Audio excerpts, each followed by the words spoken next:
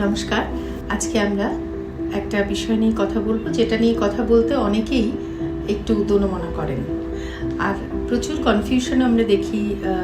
যারা আসেন আমাদের কাছে তারা তো বটেই, আর এ নিয়ে প্রচুর আলোচনাও হয় মেয়ে মহলে।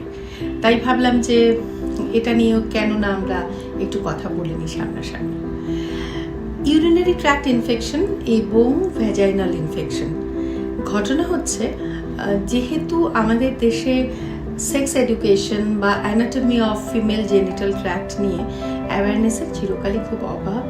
কালচারালি ইন্ডিয়াতে এ নিয়ে বিশেষ কথাবার্তা বলা হয় না, সেজন্য মেয়েরা যখন বড় হয়ে ওঠে, মানে একদম ফুল অ্যাডাল্ট হয়, তখন তাদের নিজেদের শরীর সম্পর্কে তাদের কিন্তু জ্ঞান যেটুকু থাকা উচিত সেটুকু তাদের থাকে না। তো সেখান থেকেই শুরু হয় বিভিন্ন ধরনের কনফিউশন বা বিভিন্ন ধরনের চর্চা, যার অনেকটাই অর্ধসত্য বা একদমই সত্যি নয়। সেই জন্য আমাদের প্রথমে জানতে হবে যে ইনফেকশন দেয়ার মানে ওখানে, এই ব্যাপারটা যখনই কোনো মেয়ে ভোগে সে বুঝে উঠতে পারে না যে এই ইনফেকশনটাকে ঠিক সে কি বলবে, কারণ ভেজাইনা বা ওখান দিয়েই ইউরিন বেরোয়, আবার ওখান দিয়েই একটা পিরিয়ডের ফ্লো হয়, আবার ওখান দিয়েই একটা ডিসচার্জ হয় যেটাকে হোয়াইট ডিসচার্জ বলে। তো ঠিক ওখান দিয়ে এতগুলো জিনিস হয়, তাহলে নিশ্চয়ই সবগুলোই একই জায়গা দিয়ে হয় আর একই অর্গানের ইনফেকশন হিসেবে তারা ধরে নিতে পারে, এটাই তারা ভাবে। ঘটনাটা কিন্তু তা নয়। অ্যানাটমি অফ জেনিটাল ট্র্যাক্ট যদি কিছুটা হলেও নলেজ থাকে, যেটা আমরা মনে করি বেসিক সেক্স এডুকেশনের একটা পার্ট হওয়া উচিত, এই অ্যানাটমিক্যাল নলেজটুকু, বেসিক অ্যানাটমিক্যাল নলেজটুকু, তাহলে কিন্তু জানা উচিত যে ইউরিনের একটা প্যাসেজ আছে যেটাকে আমরা ইউরেথ্রা বলি, সেটাও ওপেন করে ভেজাইনাতে বা একদম এক্সটার্নাল জেনিটালসে, আর পিরিয়ডের যে প্যাসেজ সেটাও ওপেন করে এক্সটার্নাল জেনিটালিয়াতে, যেটাকে আমরা বলি যে এক্সটার্নাল অরিফিস অফ ভেজাইনা।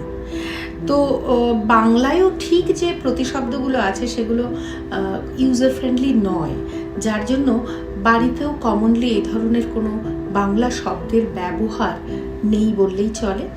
মেয়েরা বা মহিলারা ওই ওখানে ওখানে এই বলতেই অভ্যস্ত থাকেন। সেই জায়গাটা থেকেই, ল্যাক অফ নলেজ থেকেই আসে এই মিসকনসেপশনগুলো। তো বেসিক্যালি আমি যেহেতু বললাম দুটো ট্র্যাক্ট থাকে, তার একটা হচ্ছে urinary tract. Naturally urinary tract দিয়ে যে ইনফেকশনটা হয় সেটাকে আমরা বলি ইউরিনারি ইনফেকশন। তার ঠিক নিচেই থাকে হচ্ছে ভেজাইনাল ওপেনিং, অর্থাৎ যেটা opening for the birth canal. এই বার্থ ক্যানালের ওপেনিংয়ের ঠিক ওপরে, খানিকটা ওপরে গিয়ে ইউটেরাসের ওপেনিং থাকে, যেটা সার্ভিক্স বলা হয়, ইউটেরাসের লোয়ার মোস্ট পার্ট, সেটা ভ্যাজাইনার ভেতরে ঢুকে থাকে। তো ভেজাইনাল ওপেনিং বেসিক্যালি ইউটেরাসেরই বাইরের ওপেনিংটাকে কমিউনিকেট করে। এবার যদি কোনো ইনফেকশন হয় ইন্টারনাল জেনিটালসের, যেটা কিনা ইউটেরাস হচ্ছে ইন্টারনাল জেনিটাল অর্গান, সেই ইনফেকশনেরও জন্য যে ডিসচার্জ হবে সেটা ভেজাইনা দিয়েই বেরোবে। তো ন্যাচারালি যদি ভেজাইনাল কোনো সিমটম থাকে, মেয়েরা ধরে নেয় যে ওখানে একটা কিছু হচ্ছে, তো এটা নিশ্চয়ই ইউরিনারি ইনফেকশন, বিকজ ইউরিনারি আউটফ্লোর সঙ্গে মেয়েরা অনেক বেশি পরিচিত এবং সেটা দিয়ে বলতেই তাদের কাছে জিনিসটা কমফোর্টেবলও লাগে। তারা খুব একটা কমফোর্টেবল নয় ভেজাইনাল ইনফেকশন বলতে। আজকাল আমরা দেখছি কেউ কেউ বা এটাকে একটুখানি আলাদা করতে পারছেন বা তাদের কিছুটা হলেও নলেজ রয়েছে এই ব্যাপারে। তো সবারই জেনে রাখা উচিত যে ইউরিনারি ইনফেকশনের সিমটম আলাদা এবং সেটা usually related to urine passage হয়, এবং ইউরিন পাস করার সময় প্রচণ্ড বার্নিং হচ্ছে, ইউরিনটা করে ওঠার পর খুব টনটন করছে, আর একটা হচ্ছে বারবার বাথরুম পাচ্ছে বা ইউরিনটা ধরে রাখতে সমস্যা হচ্ছে। এই সিমটমগুলো যখন থাকে তাহলে আমরা এটাকে ইউরিনারি ট্র্যাক্টের ইনফেকশন হিসেবে প্রথমে হিস্ট্রি ওয়াইজ ভাবতে পারি। কি বললাম? ইউরিন বারবার পাচ্ছে বা ফ্রিকোয়েন্সি, ইউরিন করে ওঠার পর একটা পেন হচ্ছে, টনটন করছে, যেটাকে পোস্ট ভয়েড পেন বলে, এবং তাছাড়া যেটা হচ্ছে ডিসইউরিয়া বা ইউরিন করার সময় ভীষণ জ্বালা করছে। তো এগুলো pointer towards urinary tract infection. আবার দেখব যে ভেজাইনাতে যদি কোনো র্যাশেস থাকে, যেরকম হারপিস হয়েছে বা অন্য কোনো ধরনের ইনফেকশন, র্যাশ, র এরিয়া, আলসারেটিভ কোনো র এরিয়াস হচ্ছে, ইউরিন করার সময় ওগুলোর ওপর দিয়ে গরম ইউরিন ফ্লো যখন করছে তখন একটা জ্বালা করে, তাহলে সেটাও আমাদের কাছে মেয়েরা এসে বলে যে জ্বালা করছে ইউরিন করতে গেলে।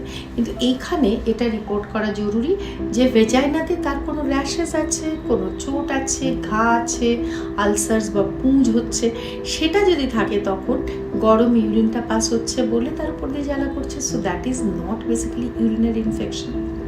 আবার যদি হোয়াইট ডিসচার্জ হচ্ছে, হোয়াইট ডিসচার্জের সঙ্গে ব্যথা করছে, তলপেটে ব্যথা করছে, বা সেক্সুয়াল রিলেশনের সময় ব্যথা করছে, খুব পুরুলেন্ট থিক একটা বাজে গন্ধওয়ালা ডিসচার্জ হচ্ছে, সেটা সাধারণত আমাদের কাছে এসে মেয়েরা বলেই যে এটা ইউরিনারি নয়, এটা ডিসচার্জটা ভেজাইনা থেকে হচ্ছে।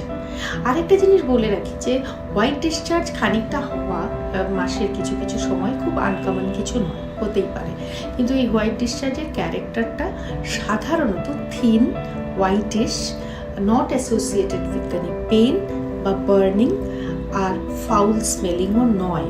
এটা হচ্ছে নর্মাল ফিজিওলজিক্যাল ভেজাইনাল ডিসচার্জ। এর বাইরে যদি কিছু হয়, অর্থাৎ চুলকুনি থাকে, এক্সেস পেইন থাকে, থিক বা মিউকোপুরুলেন্ট বা গ্রিনিশ ডিসচার্জ হয়, বা ছানা ছানা কাটার মতো ডিসচার্জ হয়, এগুলো আমরা ধরে নিই vaginal infection. Could be bacterial, could be yeast infection বা প্রোটোজোয়াল ইনফেকশন। তো এগুলো ভীষণ কমন ভেজাইনাতে, যেহেতু এটা ময়েস্ট অ্যান্ড ওয়ার্ম আর এটা স্টুলের প্যাসেজের কাছাকাছি। সো এই পুরো ব্যাপারগুলো নিয়ে আমাদের ভাবতে হয়, এবং যারা ভুগছে তাদেরও উচিত আমাদের কাছে এসে পুরো ইতিহাসটা বলার। সেক্সুয়াল অ্যাক্টিভিটি থাকলে সেটা অবশ্যই রিপোর্ট করা উচিত। মেয়েটি যদি একা একটি পার্টনারের সঙ্গে থাকে তার ক্ষেত্রে ইনফেকশনের চান্স যতটুকু, যদি মাল্টিপল সেক্সুয়াল পার্টনার্স থাকে ইনফেকশনগুলোর চান্স বেশি হয়।